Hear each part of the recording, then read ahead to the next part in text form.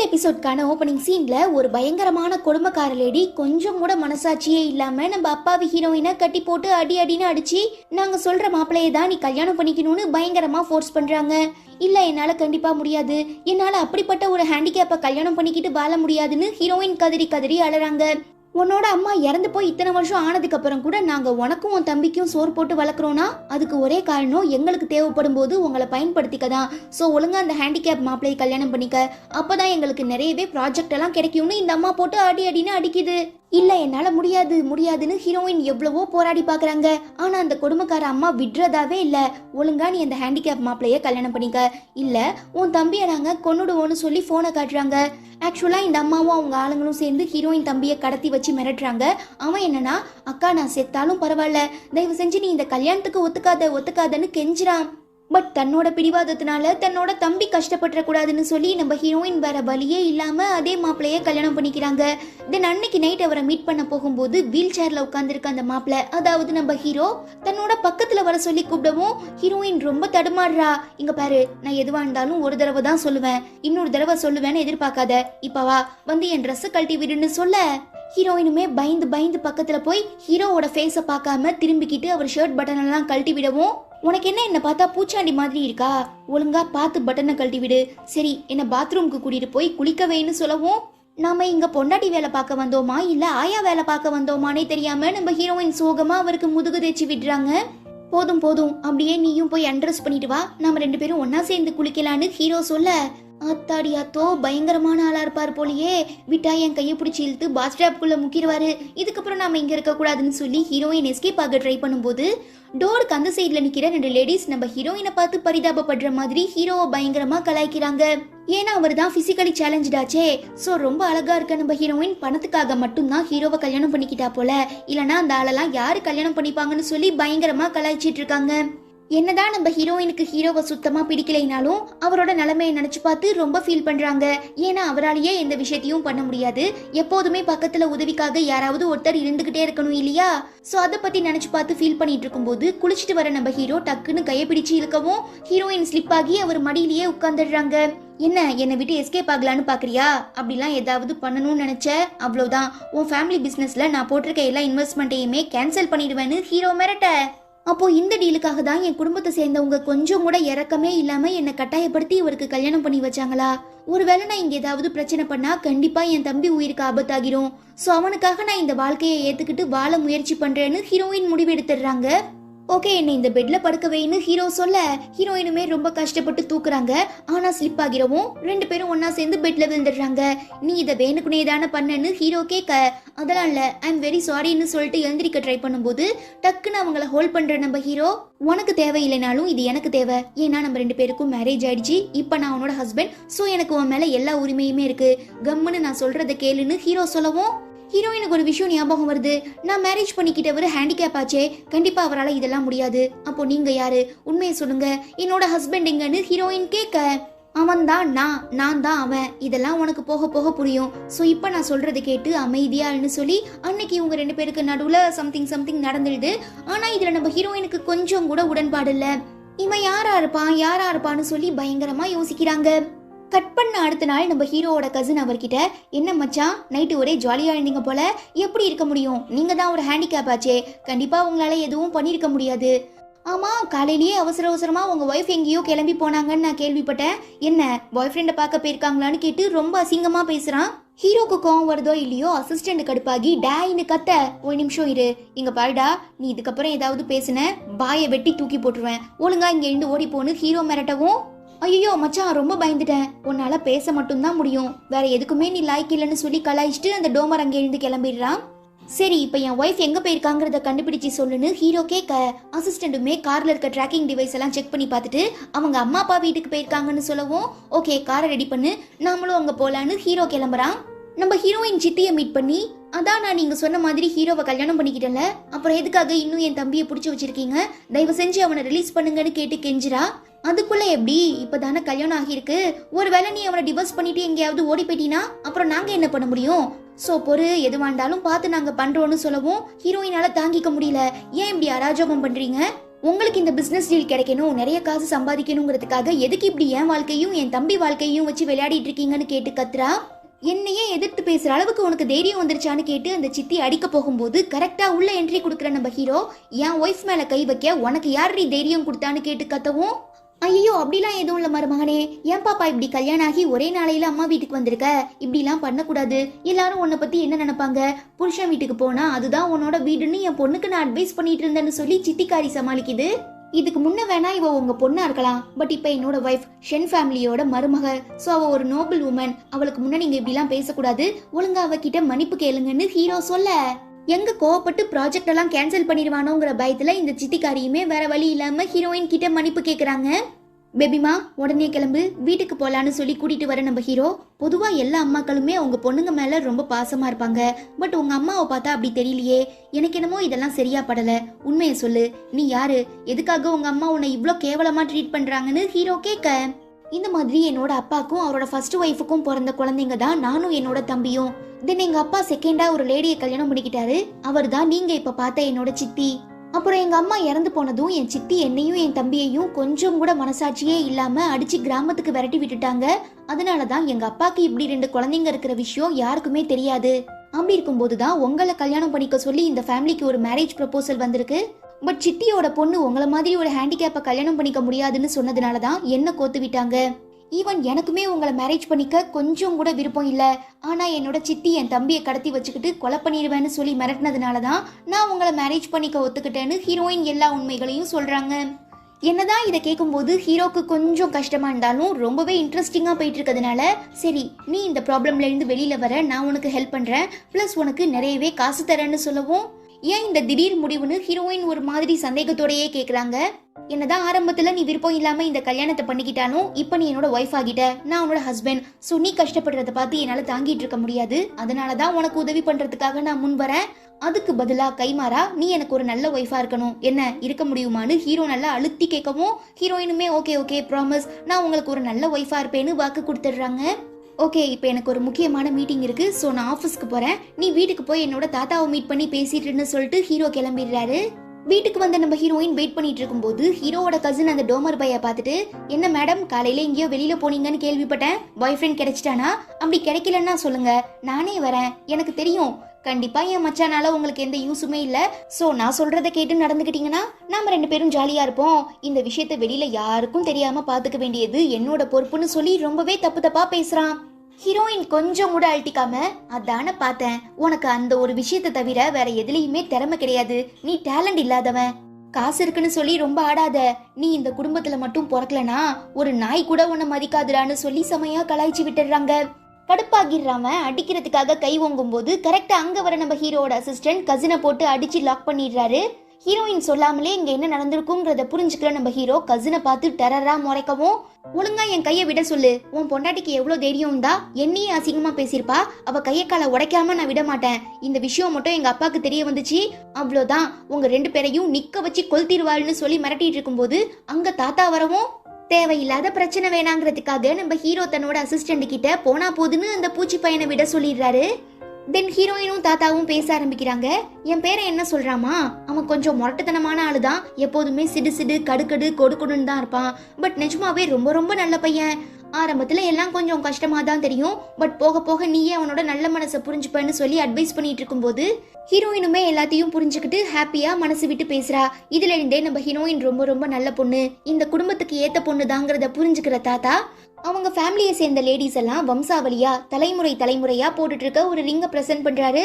ஆனா அது பயங்கர எக்ஸ்பென்சிவா இருக்கிறதுனால நம்ம ஹீரோயின் வேண்டாம் வேண்டான்னு எவ்வளவோ சொல்லி பாக்குறா. ஆனா ஹீரோ பரவாயில்ல வாங்கிக்கோன்னு சொன்னதும் தாத்தாவுமே கொடுத்து, இங்க பாருமா, இதுக்கப்புறம் நீ தான் இந்த குடும்பத்தை காக்குறதுக்காக வந்திருக்க குத்து வழக்கு, நீ தான் எல்லாரையுமே பத்திரமா பாத்துக்கணும்னு சொல்ல ஹீரோயினுக்கு ரொம்ப சந்தோஷமா இருக்கு. பட் கொஞ்சம் கூட விருப்பமே இல்லாம பாசமே இல்லாம ஹீரோவை கல்யாணம் பண்ணிக்கிட்டு இந்த வீட்டுக்கு மருமகளா வந்த எனக்கு ஏன் இவ்ளோ பெரிய பொறுப்பை கொடுத்தாங்க, இதை நான் எப்படி சமாளிக்க போறேன்னு தெரியாம ஹீரோயின் தனியா உட்காந்து யோசிச்சுட்டு இருக்கும்போது யாரோ அவங்க ரூம் டோரை நாக் பண்ணவும் யாரா இருக்குன்னு வெளியில வந்து பார்த்தா டக்குன்னு மூக்குல குளோரோஃபார்ம் வச்சு அமுக்கி ஹீரோயினை மயக்கம் போட வச்சு தூக்கிட்டு போயிடுறாங்க. பட் அது பெரிய பணக்காரங்க வீடுங்கிறதுனால பக்கத்துக்கு பக்கம் நிறையவே சிசிடிவி கேமராஸ் இருக்கவும் அசிஸ்டன்ட் பார்த்துட்டு நம்ம ஹீரோ கிட்ட இந்த மாதிரி ஹீரோயினை யாரோ கடத்தி கூட்டிட்டு போறாங்க, நான் அந்த கார் நம்பரை நோட் பண்ணி வச்சுட்டேன்னு சொல்ல, அடே அவனுங்க கடத்திட்டு போயிருக்கிறது என்னோட பொண்டாட்டியடா, வாடா போலான்னு சொல்லி நம்ம ஹீரோவும் அசிஸ்டன்டும் கிளம்புறாங்க. ஆக்சுவலா நம்ம ஹீரோயினை கடத்திட்டு போனது அந்த கசின் டோமர் பையதான். அவங்களுக்கு ஏதோ மயக்க மருந்து கொடுத்து தப்பா நடந்துக்க ட்ரை பண்றான். அப்பயுமே நம்ம ஹீரோயின் என்ன விட்ரான்னு சொல்லி போராடிட்டு இருக்கும்போது கரெக்டா ஹீரோவும் அவரோட அசிஸ்டன்ட்டும் அட்ரஸை கண்டுபிடிச்சு வந்து அந்த பையனை பிடிச்சிடுறாங்க. பாவம் ஹீரோயினை இப்படி ஒரு மோசமான நிலைமையில பார்க்கும்போது ஹீரோவால தாங்கிக்கவே முடியல, ரொம்ப கோவப்படுறாரு. யோ மச்சான் ஒழுங்கா என்ன விட்டுரு, இந்த விஷயம் எங்க அப்பாக்கு தெரிய வந்துச்சு அவ்வளோதான்னு சொல்லி கசின் மிரட்டவும், இன்னைக்கு அந்த கடவுளே சொர்க்கத்துல இருந்து கீழே இறங்கி வந்தாலும் கண்டிப்பா உன்னை காப்பாத்த முடியாதுன்னு ஹீரோ சொல்லவும், அசிஸ்டன்ட் தன்னோட ஷூ காலால கசின் கைய போட்டு மிதின்னு மிதிச்சு எலும்பெல்லாம் உடைச்சி சட்னி ஆக்கிடுறான். தென் நம்ம ஹீரோயினை ரொம்ப பத்திரமா சேஃபா காப்பாத்தி வீட்டுக்கு அழைச்சிட்டு வந்துடுறாங்க. பட் நம்ம ஹீரோக்கு மனசு கேட்கல. சோ தன்னோட அசிஸ்டன்ட் கிட்ட, என் பொண்டாட்டியை இப்படி கஷ்டப்படுத்தினவங்க யாரா இருந்தாலும் சரி அவங்கள நான் சும்மா விட மாட்டேன். ஃபர்ஸ்ட் என் கசினுக்கு ஒரு பாடம் கத்து கொடுத்துட்டேன், இப்ப அடுத்து ஹீரோயினோட ஃபேமிலி மெம்பர்ஸ் தான். நீ உடனே அவங்க ஃபேமிலிக்கு அவங்க கூட நான் போட்டிருந்த எல்லா டீல்ஸையுமே கேன்சல் பண்ணிட்டதா விஷயத்தை இன்ஃபார்ம் பண்ணிடுன்னு சொல்ல, அவ்வளோதான். இந்த மேட்ரை கேள்விப்பட்டதும் ஹீரோயின் அப்பாக்கு ஹார்ட் அட்டாக்கே வந்துரும் போல, மனுஷன் ஆடி போயிடுறாரு. பட் செம காண்டாகிடுற சித்தி, போனா போது பாவம்னு சொல்லி நம்ம வீட்டு பொண்ணு அவனுக்கு கல்யாணம் பண்ணி வச்சா கொஞ்சம் கூட நன்றியே இல்லாம இப்படி ஒரு காரியத்தை பண்ணிருக்கான். இதுக்கெல்லாம் காரணம் கண்டிப்பா உங்க மூத்த பொண்ணாதான் இருக்கும். அவதான் நம்ம மேல இருக்கிற கோவத்துல நம்மள பத்தி ஏதாவது தப்பா அவங்கிட்ட போட்டு விட்டுருப்பா. அவளெல்லாம் சும்மா விடக்கூடாது, எப்படியாவது ஒரு பாடம் கத்து கொடுக்கணும். பக்காவா பிளான் பண்ணி அவ வாழ்க்கையை கெடுத்து நடுத்தெருல நிக்க வைக்கிறனா இல்லையாங்கிறத மட்டும் பாருங்கன்னு சபதம் எல்லாம் போடுது. அதுக்கேத்த மாதிரி சித்திக்காரியோட பொண்ணும், அதாவது நம்ம ஹீரோயினோட ஸ்டெப் சிஸ்டரும், நீங்க எதுக்காகவும் கவலைப்படாதீங்கம்மா, என்ன இருந்தாலும் இந்த குடும்பத்தோட உண்மையான வாரிசு நான் தான். எப்படியாவது ஹீரோவை ஏமாத்தி கம்பெனி ஷேர்ஸ் எல்லாம் எழுதி வாங்கிட்டு ஹீரோயினோட வாழ்க்கையை கெடுத்து அவளை நடுத்தெருல நிறுத்தணுங்கிறதுக்காக ஹீரோயினோட சித்தியும் அவங்க பொண்ணும் சேர்ந்து பிளான் பண்ண ஆரம்பிக்கிறாங்க. பட் இது எதுவுமே தெரியாம புதுசா கல்யாணம் ஆகியிருக்க நம்ம ஹீரோ தன்னோட ஒய்ஃபான ஹீரோயினை கம்ஃபர்ட் பண்ணணுங்கிறதுக்காக பயங்கர ரொமான்டிக்கா ஒரு ரெஸ்டாரண்ட்டுக்கு கூட்டிட்டு வந்து மனசு விட்டு பேசுறாரு. ஆனா நம்ம ஹீரோயினுக்கு உடன்பாடு இல்ல. ஒரு நிமிஷம் நான் ரெஸ்ட் ரூமுக்கு போயிட்டு வரேன்னு சொல்லி அங்க இருந்து எழுந்ததும் கரெக்டா மோப்ப முடிச்சிட்டு வர ஹீரோயினோட சப் சிஸ்டரான ஜியாங், இந்த மாதிரி நான் தான் உங்களை ஃபர்ஸ்ட் கல்யாணம் பண்ணிக்க வேண்டியதா இருந்தது, பிகாஸ் நான் தான் ஷென் ஃபேமிலியோட உண்மையான வாரிசு. பட் பொறாமையில ஹீரோயின் உள்ள பூந்தி ஏதேதோ ஃப்ராடுத்தனம் பண்ணி தான் உங்களை கல்யாணம் பண்ணிக்கிட்டா. இப்ப கூட ஒன்னும் கேட்டு போகல, நீங்க ஓகேன்னு ஒரு வார்த்தை மட்டும் சொன்னா போதும், நம்ம ரெண்டு பேரும் ஜாலியா இருக்கலாம்னு சொல்லி அவ நம்ம ஹீரோவோட கையை தொட்டு தொட்டு பேசி பயங்கரமா ஃபிளர்ட் பண்ணவும், டென்ஷன் ஆகிடுற நம்ம கருப்பு கலச ஹீரோ, ஒழுங்கா இங்க இருந்து ஓடி போயிரு, இல்ல மூஞ்சி மேலேயே பூரா விட்டுருவேன்னு சொல்லி மிரட்ட, ஐயோ எனக்கு ரொம்ப பயமா இருக்கு சார், அப்படிலாம் எதுவும் பண்ணாதீங்கன்னு ஒரு ஆக்டிங்க போட்டுட்டு ஜியாங் அங்க இருந்து கிளம்பிடுறா. பட் ஹீரோக்கே தெரியாம அவர் குடிக்கிற சரக்குல சம்திங் எதையோ மிக்ஸ் பண்ணிடுறதுனால பாவம் நம்ம ஆளு குடிச்சிட்டு பயங்கர கிளார் ஆகிடுறாரு.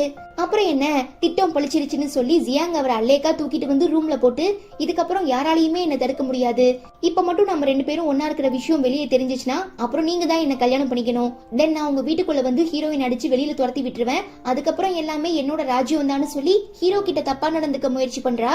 அதுவே இங்க நம்ம ஹீரோயின் ரெஸ்ட் ரூமுக்கு போயிட்டு திரும்ப வந்து பார்க்கும்போது டேபிள்ல ஹீரோவை காணும், எங்க போயிருப்பாருன்னு சொல்லி யோசிக்கும் போது, என்னதான் நம்ம ஆளு பயங்கரமான கிளார்ல இருந்தாலும் தன்னோட டிக்னிட்டியை விட்டு கொடுத்துட கூடாதுன்னு சொல்லி அந்த ஜியாங்க ரொம்ப ஃபோர்ஸா தள்ளி விட்டு ஹீரோயினுக்கு கால் பண்ணி, நான் இப்ப 28ஆம் நம்பர் ரூம்ல இருக்கேன், என்னால என்னையே கண்ட்ரோல் பண்ண முடியல, ரொம்ப கஷ்டமா இருக்கு, பிளீஸ் தயவு செஞ்சு வந்து என்ன காப்பாத்துன்னு கேட்டு கெஞ்சவும் ஹீரோயின் பிஏ கிட்ட இன்ஃபார்ம் பண்றாங்க. அவன் அதிரடியா உள்ள பூந்து ஜியாங்க அடிச்சு போட்டு ஹீரோவை காப்பாத்திடுறான். பட் அவரால முடியல, சம்திங் என்னமோ பண்ணவும் ஹீரோயின் பார்த்துட்டு, அச்சோ எனக்கே கஷ்டமா இருக்கு, சரி நான் டாக்டருக்கு கால் பண்றேன்னு சொல்லி எழுந்திருச்சா. பின்னாலேயே எழுந்திருச்சு நம்ம ஹீரோ வந்து நிக்கவும், அடே என்னையா நடக்குதுங்க, நீ ஹேண்டிகேப்ல சொல்லி எனக்கு கல்யாணம் பண்ணி வச்சாங்க, இப்ப என்ன நீ நிக்கிறன்னு சொல்லி ஹீரோயின் வியந்து போய் பார்க்கவும், இதுக்கே நீ இவ்ளோ ஷாக் ஆகுறியே, அப்போ இத பாருன்னு சொல்லி நம்ம ஹீரோ அல்லேக்கா ஹீரோயினை தூக்கி பெட்ல போட்டுறாரு. அப்புறம் இவங்களுக்குள்ள நடக்க வேண்டிய எல்லாமே நடந்துடுது.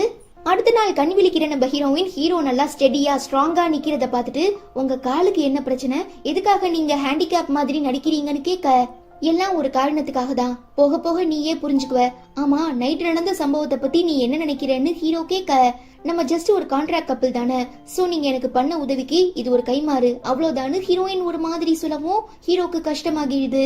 சரி ஜியாங்க்கு என்னாச்சுன்னு ஹீரோயின் கேட்க, அவ எனக்கு என்ன பண்ணணும்னு நினைச்சாலோ அதையே நான் அவளுக்கு திரும்ப பண்ணிட்டேன்னு சொல்ல நமக்கு ஒரு பிளாஷ்பேக் காட்டுறாங்க. ஹீரோக்கு தெரியாம சரக்குல ஒரு மருந்து கலந்து கொடுத்தால, அதையே நம்ம ஹீரோவோட அசிஸ்டன்ட் அவ வாயில அள்ளி கொட்டிருப்பான். சோ அவளுக்கு யாருமே தெரியாத ஒரு அன்னோன் பர்சன் கூட ஒன் நைட் ஸ்டாண்ட் நடந்திருக்கும். இதனால சமக்கடுப்பாகிடுறவ ஹீரோயின் மேல இன்னும் கோவமாகி, உங்க ரெண்டு பேரையும் நான் ரிவெஞ்ச் எடுக்காம விட மாட்டேன்னு சபதம் போடுறா. அப்புறம் நம்ம ஹீரோவும் ஹீரோயினும் மனசு விட்டு ரிலாக்ஸா பேசிட்டு போயிட்டு இருக்கும்போது ஒரு மர்ம நபர் நம்ம ஹீரோவை குத்துறதுக்காக கத்தி எடுத்துட்டு வரவும் ஹீரோயின் பார்த்துட்டு அவரை காப்பாத்துறதுக்காக குறுக்க பூந்துடுறதுனால ஹீரோயின் வயித்துல கத்தி குத்து விழுந்துடுது. அப்புறம் என்ன பதறி போயிடுற நம்ம ஹீரோ உங்களை ஹாஸ்பிட்டல் அட்மிட் பண்ணி எப்படியாவது காப்பாத்திருங்கன்னு சொல்லி கெஞ்சிட்டு தன்னோட பிஏ கிட்ட இந்த காரியத்தை பண்ணது யாரா இருந்தாலும் பரவாயில்ல, உடனே கண்டுபிடிச்சு இங்க இழுத்துட்டு வா, அவங்க வாழ்க்கையிலேயே மறக்க முடியாத ஒரு அடியை நான் கொடுக்க போறேன்னு சொல்ல பிஏவுமே இந்த கல்பிரிட்ட தேடி கண்டுபிடிக்க போறான். நம்ம ஹீரோயின் மயக்கத்துல இருந்து கண் விழிச்சு கான்சியஸுக்கு வந்ததும் உனக்கு என்ன பைத்தியமா, எதுக்காக நீ குறுக்க வந்தன்னு ஹீரோ கேட்க, என்ன இருந்தாலும் நீங்க எனக்கு ரொம்ப பெரிய உதவி பண்ணிருக்கீங்க, சோ அதுக்கு கைமாற நான் ஏதாவது பண்ணணும்ல, அதுக்காக தானு ஹீரோயின் சொல்ல, உனக்கு இதை விட்டா வேற பேச்சே கிடையாதா, நீ என்ன காதலோட பாக்கலையா, உனக்கு என் மேல எந்த ஃபீலிங்ஸுமே இல்லையான்னு ஹீரோ கொஞ்சம் அப்செட் ஆகி கேட்கவும், ஃபீலிங்ஸ் இருக்கிறதுனாலதான் நான் இவ்ளோ தூரம் வந்திருக்கேன்னு ஹீரோயின் சொல்ல, அப்ப நீ என்ன லவ் பண்றியான்னு ஹீரோ கேட்க, அப்படியெல்லாம் சொல்லிட முடியாது, நாம 2 பேரும் ஜஸ்ட் பார்ட்னர்ஸ் தான், கான்ட்ராக்ட் மேரேஜ் பண்ணிருக்கோம்ல, அதுக்காக தானு ஹீரோயின் சொல்லவும் ஹீரோ ரொம்ப அப்செட் ஆகிடுறாரு. தென் நம்ம ஹீரோவோட பிஏ அந்த கல்பிரிட்ட தேடி கண்டுபிடிச்சி அடிச்சு விசாரிச்சதுல ஹீரோவை கொலை பண்ண சொன்னது ஜியாங்குங்கிற உண்மை தெரிய வந்ததும் டென்ஷன் ஆகிடுற நம்ம ஹீரோவை மேல போலீஸ் கம்ப்ளைண்ட் கொடுக்கறாரு.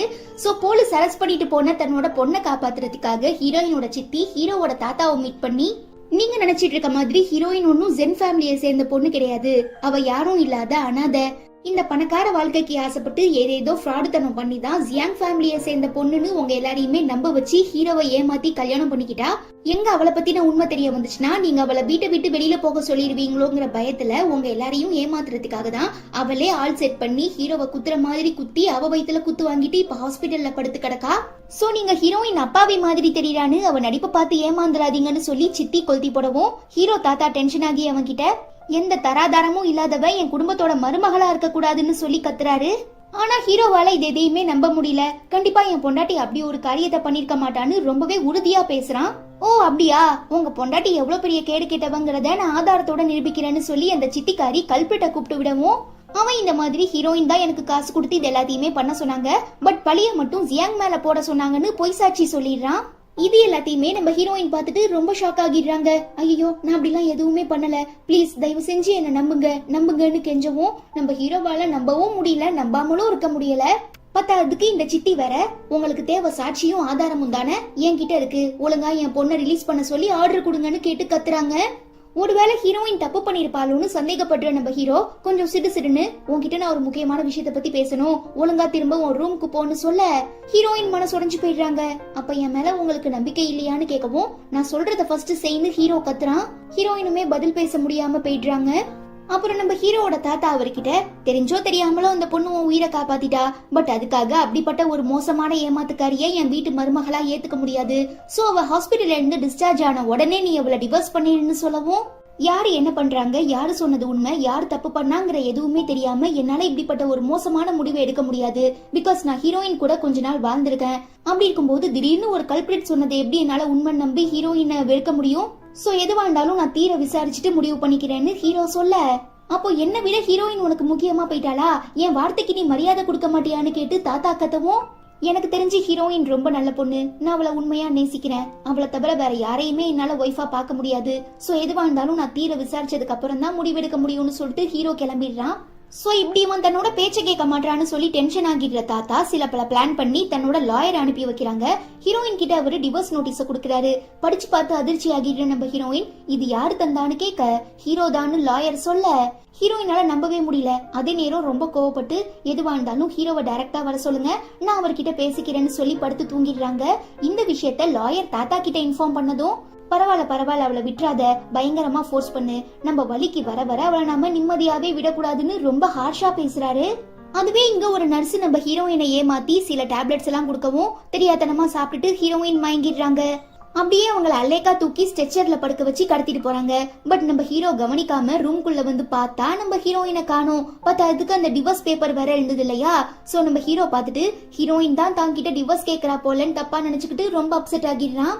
கட் பண்ணா நம்ம ஹீரோயின் மயக்கத்துல இருந்து கண் விழிக்கிறாங்க.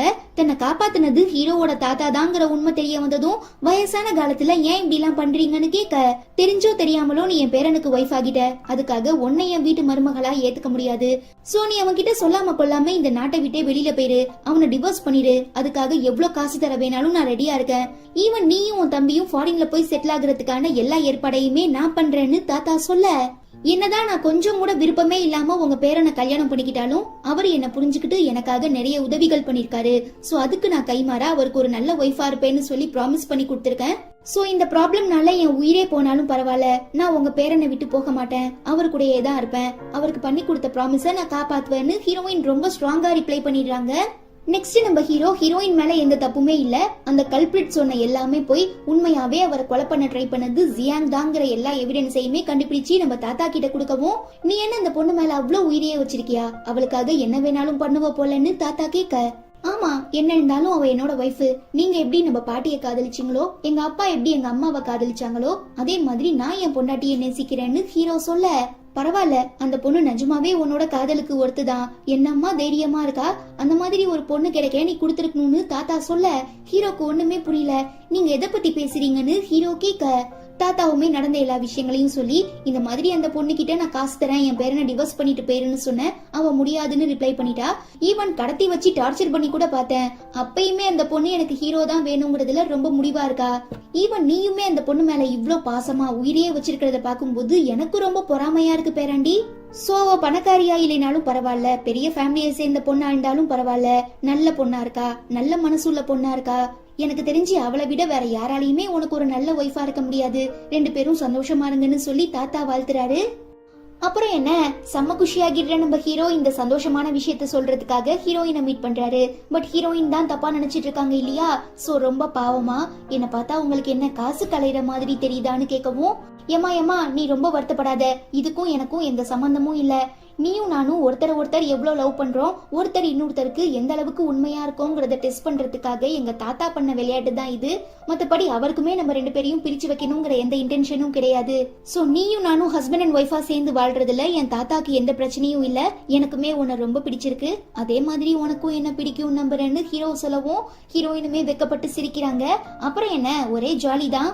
பட் சுத்தி இருக்கிறவங்க நிம்மதியா இருக்க விட மாட்டாங்கல்ல, நம்ம ஹீரோயினோட சித்தி ஹீரோ தான் தான் பொண்ணு இப்ப ஜெயில இருக்கிறதுக்கு காரணம்னு சொல்லி நம்ம ஹீரோயினை கடத்தி வச்சுக்கிட்டு, நீ என் ஹஸ்பண்டோட பிசினஸுக்கும் நாமம் போட்டுட்ட, என் பொண்ணையும் ஜெயிலுக்கு அனுப்பி வச்சுட்ட, இப்ப எனக்குன்னு யாரும் இல்ல, சோ நான் வாழ்றதுக்கு எனக்கு நிறைய காசு தேவைப்படுது, சோ இந்த இடத்துக்கு இவ்ளோ காசு எடுத்துட்டு வா, அப்பதான் உன் பொண்டாட்டியை நீ உயிரோட பார்க்க முடியும்னு சொல்லி மிரட்டவும், தன்னோட 6 உயிர் பொண்டாட்டியான ஹீரோயினை காப்பாத்துறதுக்காக ஹீரோ அடிச்சு பிடிச்சு ஓடி வந்து பார்த்தா இந்த ஆன்டி சரியான மென்டலா இருக்கும் போல, இவ்ளோ பெரிய சம்பவம் பண்ண போறோம்னு ஆகி போயிடுச்சு, கொஞ்சம் காசு செலவு பண்ணி 4-5 பாடி கார்டை கூப்பிட்டு வச்சுக்கிட்டா என்ன, தெரியாதனமா சிங்கிளா போய் சோலோவா நிக்கவும், அடிங்கொய்யால வசமா வந்து தனியா மாட்டிக்கிட்டியான்னு சொல்லி நம்ம ஹீரோ தன்னோட ஆளுங்களை கூப்பிடவும், அவ்வளவுதான் அந்த ஜிம் பாய்ஸ் எல்லாம் கும்பலா சேர்ந்து ஆன்டியை போட்டு கும்முன்னு கும்மி அடிச்சு துவச்சி நம்ம ஹீரோயினை காப்பாத்திடுறாங்க. பட் கார்ல ஏறினதுமே நம்ம ஹீரோயின் டக்குன்னு மயக்கம் போட்டு விழுந்துடுறாங்க. ஐயோ என்னடா இது, இப்பதான் ஒரு பிரச்சனை முடிஞ்சிச்சுன்னு பெருமூச்சு விட்டேன், பட் அதுக்குள்ள அடுத்ததா என்னால தாங்க முடியலன்னு சொல்லி ஹீரோயினை போய் ஹாஸ்பிட்டல் அட்மிட் பண்ணா, கங்க்ராச்சுலேஷன் நீங்க அப்பாவாக போறீங்க, உங்க ஒய்ஃப் இப்ப பிரெக்னெண்டா இருக்காங்கன்னு டாக்டர் சொல்ல, ஹீரோவால இந்த சந்தோஷத்தை தாங்கவே முடியல, உடனே வந்து தாத்தா கிட்ட இன்ஃபார்ம் பண்ணவும், ஐயா ஜாலி, இப்ப நான் தாத்தால இருந்து கொள்ளு தாத்தாவா ப்ரமோட் ஆக போறேன்னு சொல்லி அந்த மனுஷன் ரொம்ப குஷியாகிறாரு. இத பாக்க நம்ம ஹீரோக்குமே ரொம்ப சந்தோஷமா இருக்கு. ஹீரோயினுமே சந்தோஷத்துல செம கியூட்டா சிரிக்கிறாங்க. அவ்வளவுதான் இந்த மினி டிராமாவோட ஃபர்ஸ்ட் சீசனுக்கான லாஸ்ட் எபிசோடுமே முடியுது. கூடிய சீக்கிரம் செகண்ட் சீசன் ரிலீஸ் பண்ணுவாங்கன்னு நம்பிட்டு இருக்கேன். அப்படி ரிலீஸ் ஆச்சுன்னா கண்டிப்பா என்னால எவ்வளவு சீக்கிரம் முடியுமோ அவ்வளவு சீக்கிரம் உங்களுக்காக அப்லோட் பண்றேன். அதுக்கு முன்னே இன்னும் நம்ம சேனலுக்கு சப்ஸ்கிரைப் பண்ணாதவங்க சப்ஸ்கிரைப் பண்ணிட்டு பக்கத்துல இருக்கிற பெல் ஐக்கனை பிரஸ் பண்றது மட்டும் இல்லாம நம்ம சேனல் வீடியோஸை உங்க ஃப்ரெண்ட்ஸ் அண்ட் ஃபேமிலி கூட ஷேர் பண்ணுங்க.